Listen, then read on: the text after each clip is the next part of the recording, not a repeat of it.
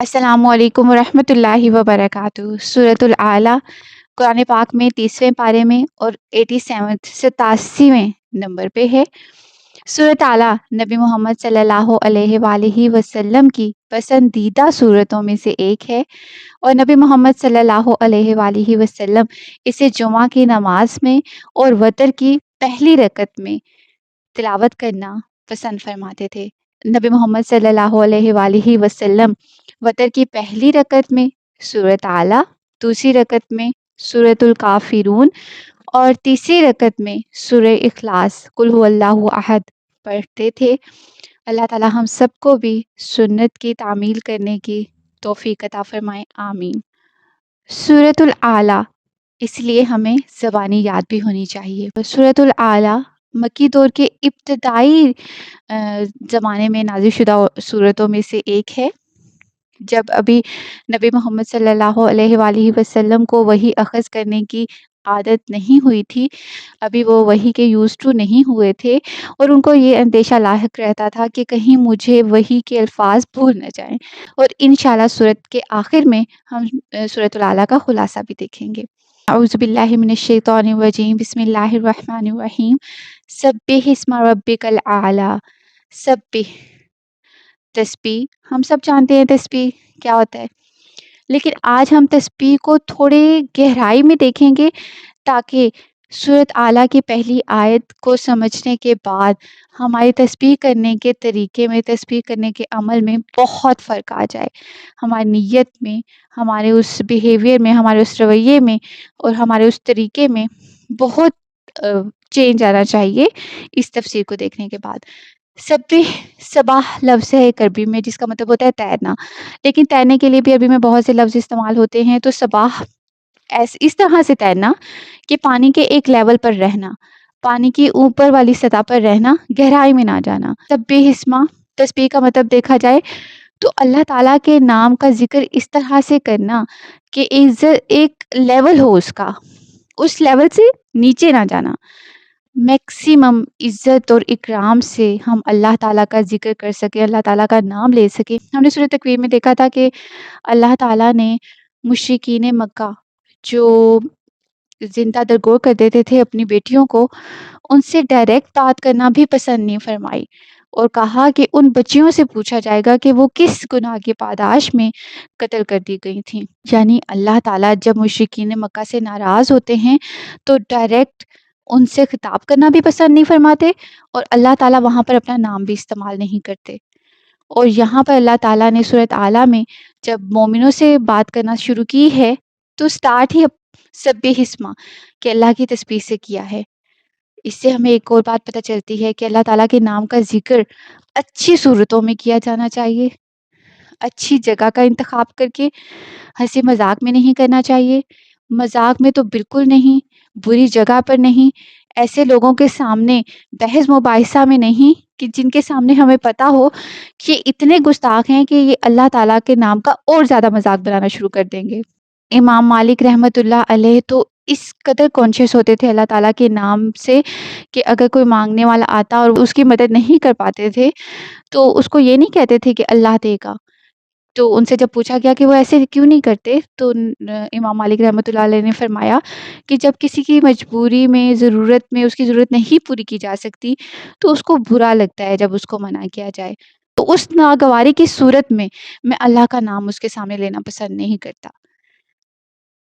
اللہ تعالیٰ ہم سب کو بھی توفیق دیں کہ ہم اسی طرح اللہ تعالیٰ کے نام کو ہمیشہ بلند رکھ سکیں۔ سبح اسما میں اسم ہے، اسم جو ہوتا ہے اس میں وقت کی قید نہیں ہوتی، جو فعل ہوتا ہے اس میں وقت کی قید ہوتی ہے۔ اگر ہم عربی گرامر کو کبھی دیکھیں نا تو وہ قرآن پاک کا لطف دوبالا کر دیتا ہے، وہ قرآن پاک کی سمجھ کو دوبالا کر دیتا ہے، وہ قرآن پاک کے ذوق کو دوبالا کر دیتا ہے۔ قرآن پاک کو سمجھنے میں بہت فرق آتا ہے جب ہم عربی کے گرامر کو بھی دیکھنے لگ جاتے ہیں۔ بہرحال جب ہم اسم کو دیکھیں تو اسم میں وقت کی قید نہیں ہے، یعنی اللہ تعالیٰ کا نام ہمیشہ سے لیا جا رہا تھا، ہماری کریشن سے پہلے بھی، اب ہم ہیں تب بھی اللہ تعالیٰ کا نام لیا جا رہا ہے، اور جب ہم نہیں ہوں گے تب بھی اللہ تعالیٰ کا نام لیا جاتا رہے گا۔ ایک اور بات، اگر یہاں پہ ہوتا نا سبح بسمی، تو اس کا مطلب تھا کہ اللہ تعالیٰ کے کسی نام سے ذکر کرو، جیسے سورہ واقعہ میں آیا ہے فسبح بسمی، یعنی اللہ تعالیٰ کے کسی نام کو لے کر اس کا ذکر کرنا. لیکن یہاں پر آیا ہے سبح اسمی. تو اس میں کیا فرق ہے؟ اس میں فرق یہ ہے کہ یہاں اللہ تعالیٰ ہمیں وہ رویہ بتا رہے ہیں جس کے ساتھ ہم نے اللہ تعالیٰ کا ذکر کرنا ہے. ہم نے اللہ تعالیٰ کا ذکر اس طرح سے کرنا ہے کہ ہمارے دل میں اللہ تعالیٰ کا ڈر ہو، وہ جگہ ایسی ہو جہاں پہ اللہ تعالیٰ کا ذکر کیا جا رہا ہو، وہ ایک شاندار ہونی چاہیے، اور میکسیمم عزت اور ڈر سے ہم اللہ تعالیٰ کا ذکر کریں. ہماری نیت پہ بھی خلوص ہونا چاہیے، ہمارا دل اور دماغ حاضر ہونا چاہیے. اکثر ہم کسی سے بات کرتے ہوئے ہاتھ میں تسبیح پکڑے ہوتے ہیں اور کہہ رہے ہوتے ہیں اللہ اکبر اللہ اکبر اللہ اکبر اللہ اکبر. تو کیا اس طرح ہماری جو تسبیح ہے وہ مکمل ہوتی ہوگی؟ نہیں. سبح اسم ربک الاعلی، اللہ تعالیٰ کی تسبیح ہم نے کس طرح سے کرنی ہے، یہ اگلی لفظ رب کو جان کر بھی ہمیں پتہ چلے گا. سبح اسم ربی، ربی کا میں رب لفظ ہے، تیرا رب، کاف سے پر کا مطلب ہے تیرا، اور رب بھی رب. رب کس کو کہتے ہیں؟ اللہ اور رب میں کیا فرق ہے؟ اللہ تعالیٰ کا نام ہے، اور یہ نام اللہ تعالیٰ کے علاوہ کسی کا نہیں ہے. لیکن جو رب لفظ ہے نا، اس کے آگے 4 مطلب ہے، اور یہ جو رب لفظ ہے نا، یہ اللہ تعالیٰ اور اس کی مخلوق کے درمیان جو رشتہ ہے، جو ریلیشن ہے، اس کو بتاتا ہے. کیا ہے وہ رشتہ؟ وہ رشتہ یہ ہے کہ اللہ تعالیٰ رب ہے، اللہ تعالیٰ ہمیں پالتے ہیں، پالنے والے کو رب کہتے ہیں. اللہ تعالیٰ ہمیں گفٹس دیتے ہیں، نعمتیں دیتے ہیں جن کو ہم ڈیزرو نہیں کر رہے ہوتے، پھر بھی وہ دیتے ہیں. گفٹس وہی ہوتے ہیں نا کہ ہم ڈیزرو کرتے ہیں یا نہیں، ہمیں ملتے جاتے ہیں.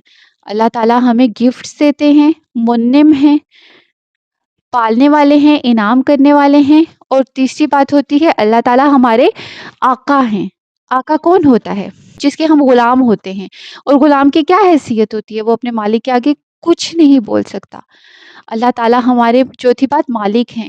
مالک جس کا ہم پر اختیار ہو کہ وہ ہمارے ساتھ جو مرضی کرے، ہم اس کے آگے نہیں بول سکتے، ہم اس سے سوال نہیں کر سکتے کہ اس نے ایسے کیوں کیا. اللہ سے ہم کسی قسم کی کوئی گستاخی نہیں کر سکتے. اور پالنے والے کا حق ہی یہی ہوتا ہے کہ ہم اس کی تسبیح حمد و ثنا کریں.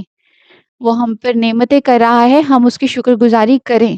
وہ ہمارا مالک اور آقا ہے، تو ہم بہترین عزت اور اکرام جو دنیا میں ہم کسی کو نہ دیتے ہوں، اس سے بھی بڑھ کر ہم اس عزت اور اکرام سے اس کا نام لیں.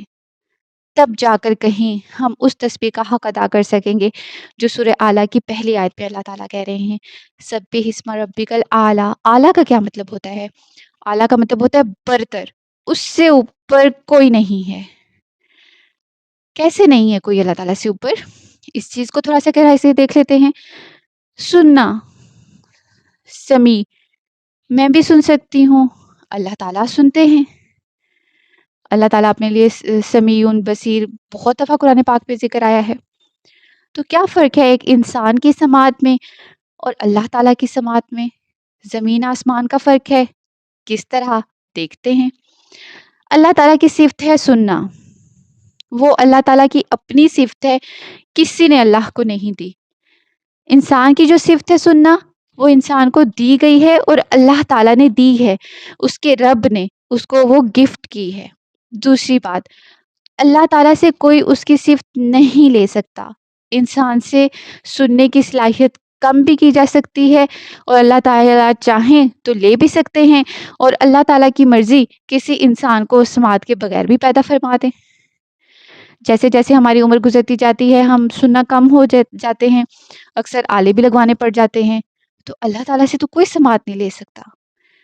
پھر ہمارے سننے کی جو صلاحیت ہے، اس کا ایک آغاز بھی ہے، اس کا ایک انجام بھی ہے، لیول ہے کہ یہاں سے سننا، اس پچ کی آواز سن سکتے ہیں، اور یہ آخر ہے. اس پچ سے اوپر اگر ہماری آواز سماعت سے ٹکرائی تو ہمارے کانوں کے پردے پھٹ جائیں گے. لیکن اللہ تعالیٰ کے ساتھ ایسا نہیں ہے. اللہ تعالیٰ ہر چیز سن سکتا ہے، اس کی لامتناہی صفت ہے. یہ میری ویڈیو کون دیکھ رہا ہے، وہ اس ویڈیو پہ کون سے کمنٹس دے رہا ہے، میں نہیں سن سکتی. اللہ تعالیٰ سن رہا ہے. اللہ تعالیٰ میرے سامنے جو بول رہا ہے، میں اس کی آواز سن سکتی ہوں، اس کے دل میں کیا چل رہا ہے میں وہ نہیں سن سکتی. اللہ تعالیٰ ہمارے کیا، پوری دنیا کے جاندار، بے جان ہر چیز کو سن رہے ہیں، اور اس کے دلوں کے راز، اس کے دل کے ایک خیال سے بھی وہ واقف ہیں۔ تو جب بھی انسان اور اللہ کی صفت کا نام آئے تو اللہ کی صفت کا کوئی کمپیریزن ہے ہی نہیں انسان کے بعد سے۔ اللہ تعالیٰ اور انسان، اللہ تعالیٰ اعلیٰ ہیں، برتر ہیں۔ اسے جب کسی انسان کا نام سمیع رکھا جاتا ہے تو عبد السمیع، عبد الرؤوف، عبد الاحد رکھا جاتا ہے۔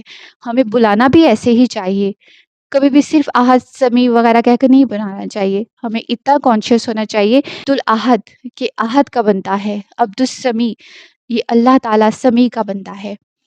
اللہ تعالیٰ ہماری نیتوں کو خالص کریں۔ ایک مسلمان اور ایک مشرک میں فرق بھی یہی ہے تسبیح کا، کہ مسلمان جو ہے وہ دل سے تسلیم کرتا ہے کہ اللہ تعالیٰ میرا رب ہے، میرا پالنے والا ہے، میرا منعم ہے، میرا مالک ہے، میرا آقا ہے، میں اس کا غلام ہوں، آزاد نہیں ہوں، میں اللہ تعالیٰ کی بتائی ہوئی آیات کا غلام ہوں، میں اللہ تعالیٰ کے بھیجے ہوئے رسول نبی محمد صلی اللہ علیہ وآلہ وسلم کی بتائی ہوئی باتوں کا غلام ہوں، ان کی احادیث کا غلام ہوں۔ لیکن مشرکین اس چیز کو نہیں مانتے۔ وہ یہ تو مانتے ہوں گے کہ ہم اسی سپر پاور نے بنایا اس کائنات کو، لیکن وہ اس چیز کو نہیں مانتے کہ وہ اللہ تعالیٰ کے بتائے ہوئے احکامات کے مطابق زندگی گزاریں۔ اللہ تعالیٰ ہمیں اپنا تابع دار بندہ بنا دیں، اللہ تعالیٰ ہمیں ایسا بنا دیں کہ ہماری زبان ہر وقت اللہ تعالیٰ کے پاک ذکر سے تر رہے۔ آمین۔ السلام علیکم ورحمۃ اللہ وبرکاتہ۔